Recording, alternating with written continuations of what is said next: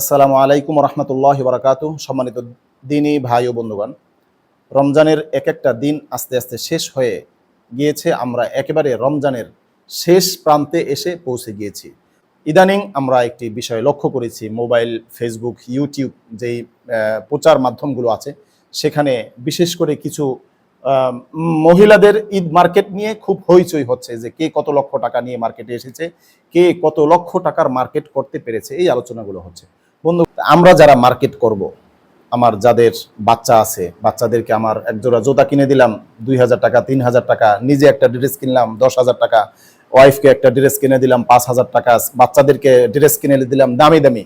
এই দামি ড্রেসগুলো নিয়ে যখন আপনার বাচ্চা অথবা আমি অথবা আমার ওয়াইফ বাসা থেকে বের হবে, তখন আমার পাশের বাসার যিনি আছেন তার সন্তানকে হয়তো বা একজোড়া স্যান্ডেল কিনে দেওয়ার সামর্থ্য এরকম কিছু মানুষ আছে যাদের হবে না, যাদের একটা লুঙ্গি কেনার সামর্থ্য এই ঈদে হবে না, এরকম কিছু মানুষ আছে যাদের স্ত্রীদেরকে সুন্দর একটা শাড়ি কিনে দেওয়ার সামর্থ্য হবে না। আপনার পোশাকটা পরে যদি তার সামনে গিয়ে এবং দম্ববরে হাঁটাচলা করেন এবং তাদেরকে শুনিয়ে শুনিয়ে বলেন যে আমার জুতার দাম এত, আমার শাড়ির দাম এত, আমার যে ড্রেস কিনেছি সেই ড্রেসের এত দাম, এই কথাগুলো যদি সেই গরিব লোকদেরকে আপনি শোনান, তাহলে সেই মানুষগুলো কষ্ট পায়।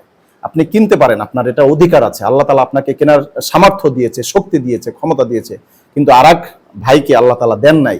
সুতরাং আপনার আমার পোশাক আশাক এবং আমাদের চলাফেরার মাধ্যমে ঈদের এই কেনাকাটার মার্কেটের মানে শুনানির মাধ্যমে কোনো ভাই যাতে কষ্ট না পায়, আমি এটার জন্য আপনাদের সকলের বিনীতভাবে আমি আরজ করতেছি যে আমরা যতটুকু পারি সম্ভব কিনবো, কোনো সমস্যা নাই, কিন্তু আমার কেনার মাধ্যমে, আমার বলার মাধ্যমে, আমার চলার মাধ্যমে, আমার বাচন ভঙ্গির মাধ্যমে, আমার বডি ল্যাঙ্গুয়েজের মাধ্যমে আমার একটা ভাই, আমার একটা বোন, আমার একটা ভাতিজা, আমার একটা ভাতিজি, সে যাতে চুপে চুপে কান্না না করে, সে যাতে বাবার কাছে গিয়ে বাবা না বলে যে বাবা তুমি আমাকে আমার আঙ্কেলের মতো এইভাবে এটা কিনে দাও নাই।